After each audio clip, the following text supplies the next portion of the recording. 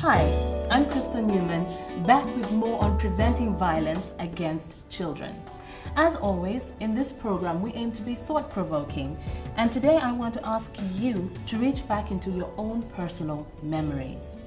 Today, we are specifically looking at emotional violence against children in schools and at home.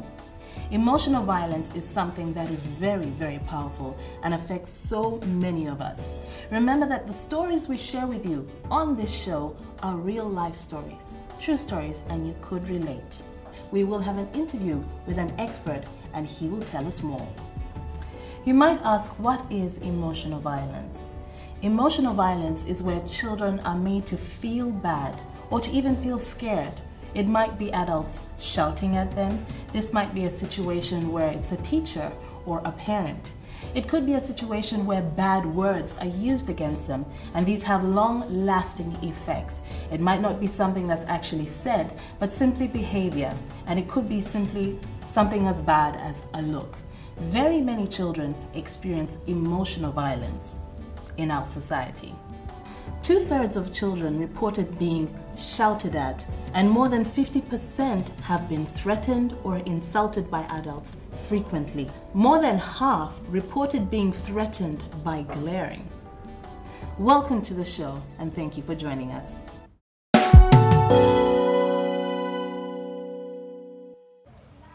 Today, I'm at the Kampala School for Physically Handicapped, and I have some very good friends here with me. I have Brenda on my side. I have Paul. Where's Paul? I have Ukasha. I have Sharon. And Saleh. And we're here today to talk about emotional violence or emotional abuse, yes? Yes. So, my first question, what do you understand when you hear emotional abuse? Yes? I think that is, it means something which can make you feel bad. Yes.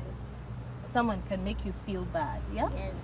Are there ways that people can make you feel bad? Yes, exactly. Yes, they can. Like, what kind of ways? Yes? They can overbeat you anywhere they want. Some people would not want to be near you because you have a disability. That is definitely. And they might think that it's contagious. It's contagious? Really? Yes. Wow. Okay. Some parents, they can hide their children which are disability. And that makes you feel bad. Yes. Yeah. Sometimes people think the only thing that you do wrong is maybe beating, right? Something that is, contact on the body.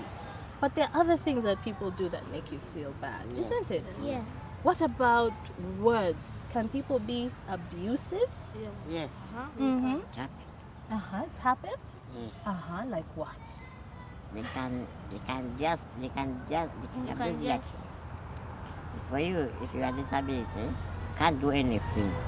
Even if you study, I don't go to do anything. Yes, they think like that. But even us, like other people, we can do everything, like washing ourselves, cooking, even classwork, we can. Okay. What's your favorite meal to cook? Irish and mix. Ooh. I'm getting hungry now. I'm getting hungry.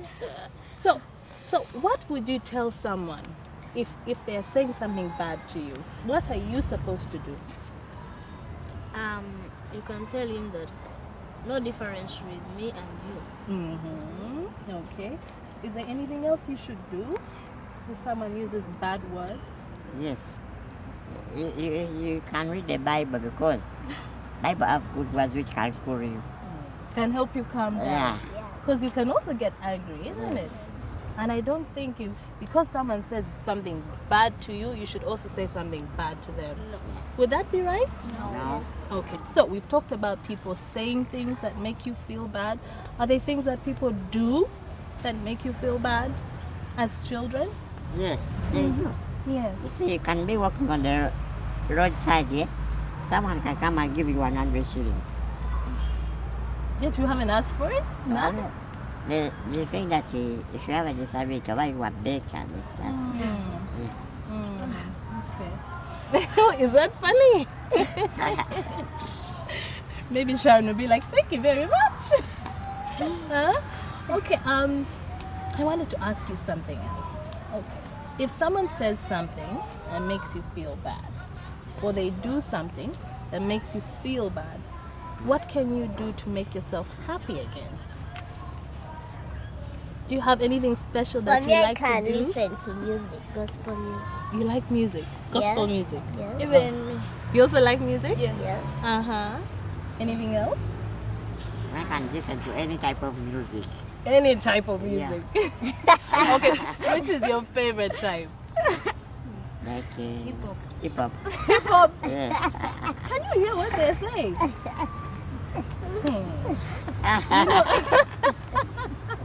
Do you know what my mother says? That hip hop is organized noise. They're just going para, para, para, para, para, para, para. And people say, is that music? Is that music?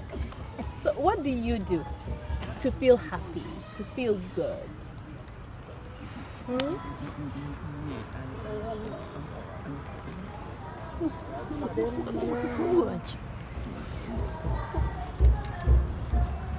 Football.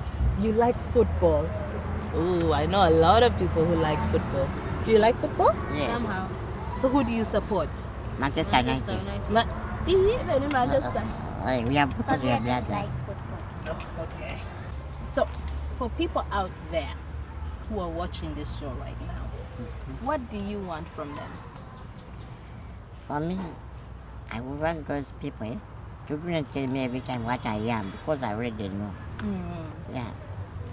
And what about you? Do you want them to do something or treat you in a special way or a certain way?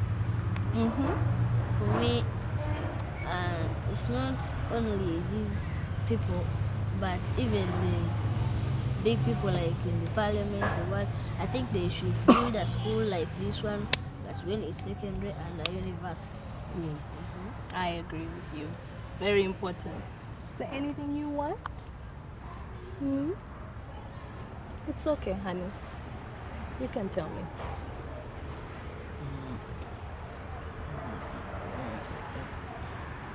Take your time.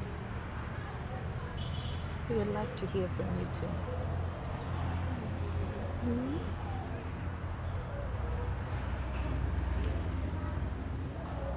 It's okay. Okay, we'll come back. You think about it some more? Okay. Okay. Yes, Brenda? For me, I like sometimes you can go in the hotels when there is ladders. You cannot manage to enter. I want the government to help us build the hotels where the what? People who are in wheelchair where they can come. That should be actually for hotels, for schools, for all the buildings. It really is very, very important, isn't it? Yeah. Okay. Anything you want? What do you want from other people?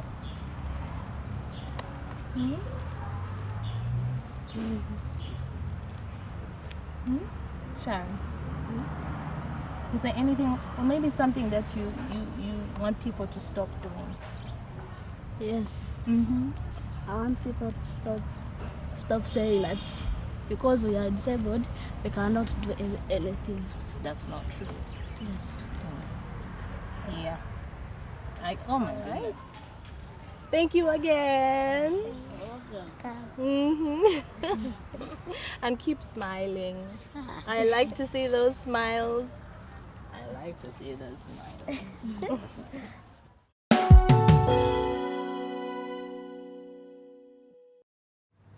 Now I want to share this story with you.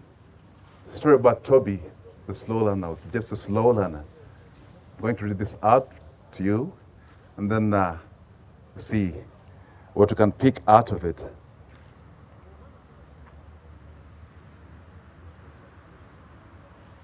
It was a night before the beginning of the third term during Tobby's final year of primary school. And he lay in his bedroom watching the clock. With every breath he took, his heart sank deeper. He should be back at school the next day. Other than the prospect of meeting up with his buddies, he really dreaded the idea of going to school. Why? Why? Nights like this happened all the time to Tobby. He always worried what school would be like. There was this teacher, Teacher Omolo, chastised him from day to day, week to week. Most of the time, Mr. Omolo would call Tobby to the front of the class to explain something. Now, Tobby found this annoying because he almost always failed to give the correct explanations. He then launched into tirades about how Tobby was an idiot. That was Teacher Omolo.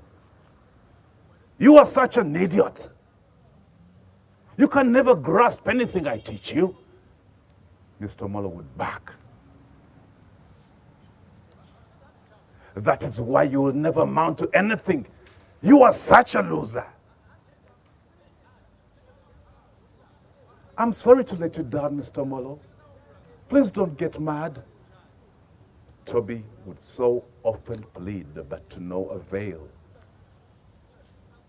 Mr. Omolo would tell the class how annoying Tobby was.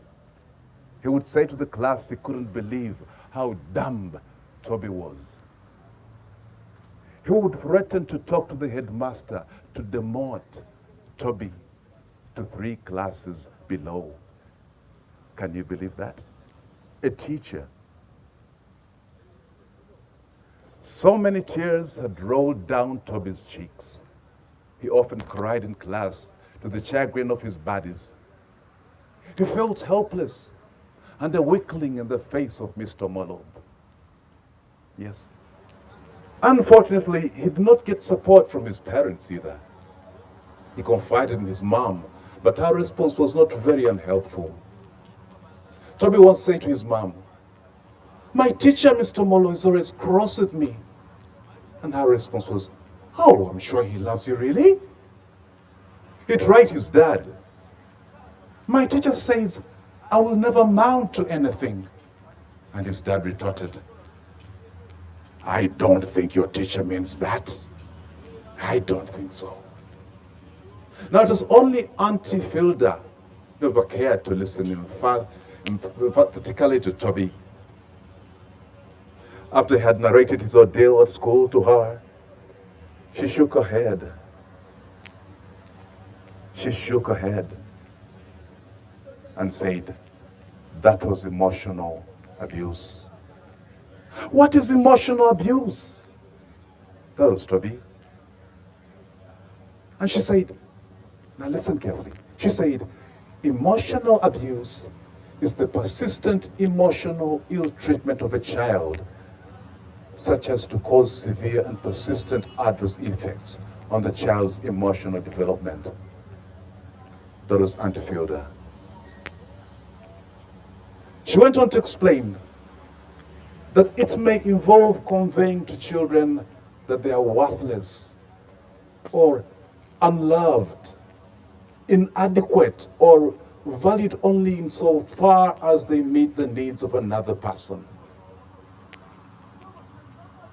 It may feature age or developmental inappropriate expectations being imposed on children.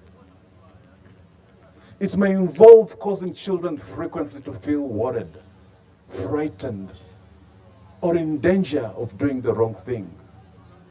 Fear. Fear. Mr. Omolo always thought he was a good teacher who challenged Tobby to pull up his socks. But little did he know that this was nothing less than emotional abuse of Tobby. The premise of the emotional abuse was always the same. Tobby was a slow learner. putting him down, name calling him, belittling, and mind games all made up the emotional abuse Tobby endured every day of his school life. That was Tobby. But please, ladies and gentlemen, brothers and sisters, a child is just a child.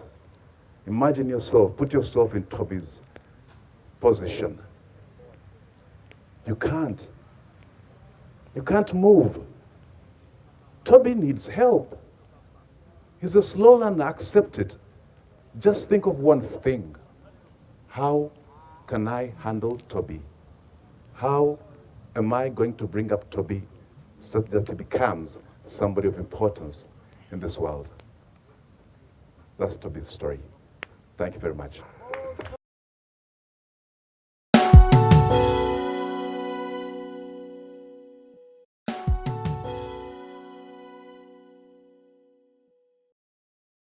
Today I'm with Mr. James Wagwau, who is the manager of newspapers in education from the Vision Group, and he's here to share his views on violence against children, in particular emotional violence. You are very welcome to the show, Mr. Wagwau. Thank you. It's a pleasure to have you here. Thank you very much. It's my pleasure. Now, in general, when it comes to preventing violence against children, what is your standpoint? My standpoint in preventing violence against children, violence against children, you cannot prevent something whose cause you hardly understand. So violence against children is something that is deeply rooted somewhere. Now, you need to understand where it is rooted first before you can prevent it. And so violence against children is rooted in the person perpetrating the violence. If it is a teacher, if it is a parent, there is something in the background of that person that needs to be understood before we can talk about preventing violence against children. Okay. Yeah. You are a counselor, I believe. Yes, I am. So in counseling, I think generally you normally need to understand where someone is coming from before they can change their behavior. That's right. That's sure. exactly what you're saying. That's right. Okay. Yeah.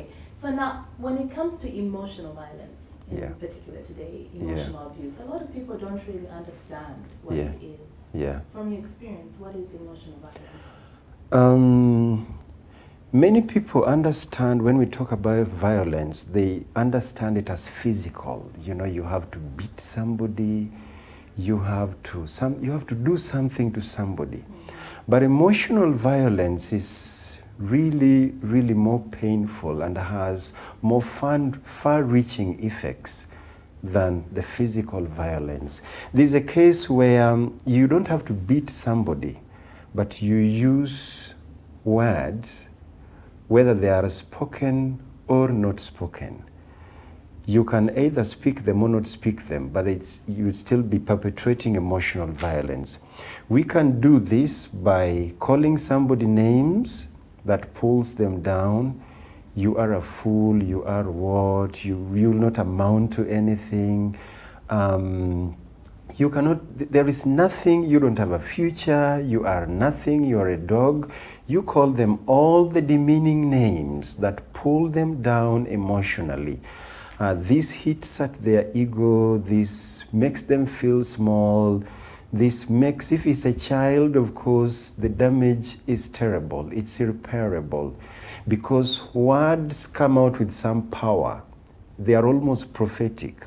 When a word is spoken, it goes into the part of the brain called the subconscious. This is the part of the brain that it's not at the surface. It's where all things that are out of consciousness are stored. Now, the effect when they are stored there, of course, takes years and many years to be realized. So that is briefly emotional violence. I like that you said that words can be prophetic, especially in the case of children, because That's right. children do not yet have the experience in life to know what their strengths are or capabilities or have success that they can look back on. So normally what you tell them is what they actually believe. Our story today was about Tobby, the slow learner. And I think that's a situation that happens a lot in Uganda, especially with our education system now, which is all about pushing academics. For dealing with slow learners, for example, what would you advise? How would you handle it? Children, every child is very different. Every child is born with different abilities. Every child is born with a certain template, a certain foundation upon which the future is built. And template of child X is very different from the template of child Y. And part of this template is the learning ability to learn. The speed at which individual children learn is never the same. There are children who learn slowly, others are fast learners, others are fast, others are slow. Many times it's human nature, we always think that the next person should be the same as us. So sometimes when we talk to people and they're not speaking as fast, we find ourselves helping them complete sentences. And teachers find themselves in a similar trap when they are dealing with slow learners. We wouldn't point a finger at them because teachers also have their own challenges. In a case where you're handling a class of 100 of them, and there are some children who are moving faster than others, and you have a syllabus here before you to complete, sometimes the temptation to move with those who are moving is very, very high. So they have circumstantial challenges that make it difficult for them, even if they wanted, to give the slow learners attention that they need to. Excuse me. But generally what I would say regarding slow learners is acceptance of who they are. Not expecting child X to be like child Y. You stop comparing the children. I want you to be like so and so. That can be very demeaning, all right? Ignoring them. That is a case where you can abuse the child emotionally without speaking a word. Just ignoring them. It can be very painful. So getting to understand the children's levels, not comparing them with others, not expecting them to be like the next child, those would be the foundation of helping a slow learner pick up. Okay, well, thank you very, very much for coming on the show and for sharing your knowledge and expertise. It has been a pleasure. I do believe that you now have a better understanding of what emotional violence against children is. Please, watch what you say to these children. Watch how you treat them. Remember that we are supposed to be making them confident. We're supposed to be making them stronger and not bringing them down. What we do today, what we say today to these young children will affect who they are in the future. And you don't know what kind of long-term consequences can come out of it. So I do not want to hear words like useless, stupid, hopeless. Maybe you don't mean them at the time, but they will so make an impact. Thank you for watching the show today. Join us next week. My name is Crystal Newman. Goodbye.